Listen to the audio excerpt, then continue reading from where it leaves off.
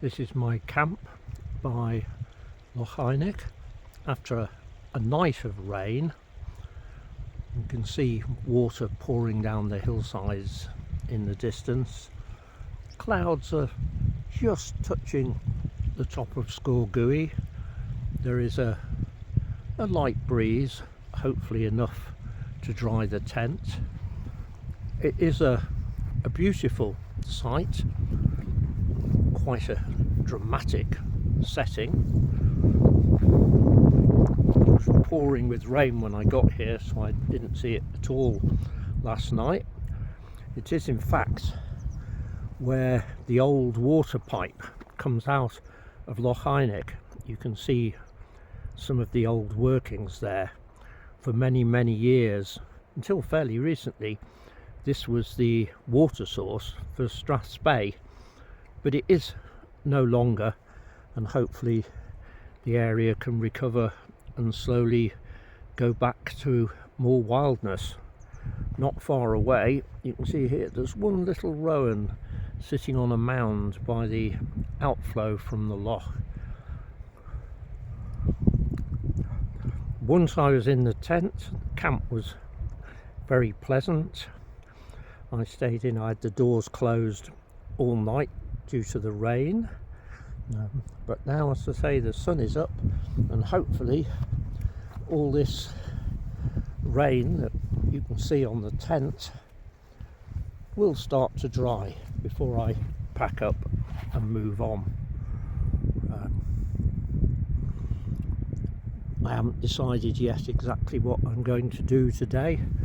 This wasn't a trip with a destination other than here in mind, and to have this camp. It's quite a few years since I camped anywhere near Loch Eanaich. The last time was somewhere along that far shore, and it was an extremely windy night with a fiery dawn.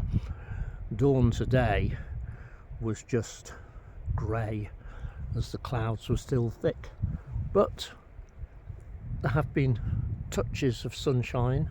You can even begin to feel the warmth in them after what was a very cold night. But whatever the weather, this is a magnificent place to be.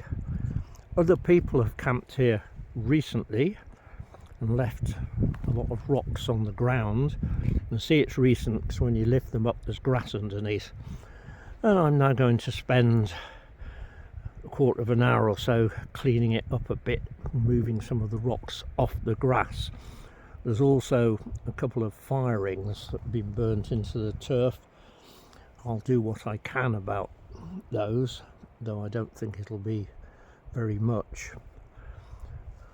And then, first of all, before deciding on the whole day's plan, I'm going to go for a wander along the loch shore and look at the water and the birds. I've seen a sandpiper bobbing along, and have a look across to Sgurr and the great crags on the far side here.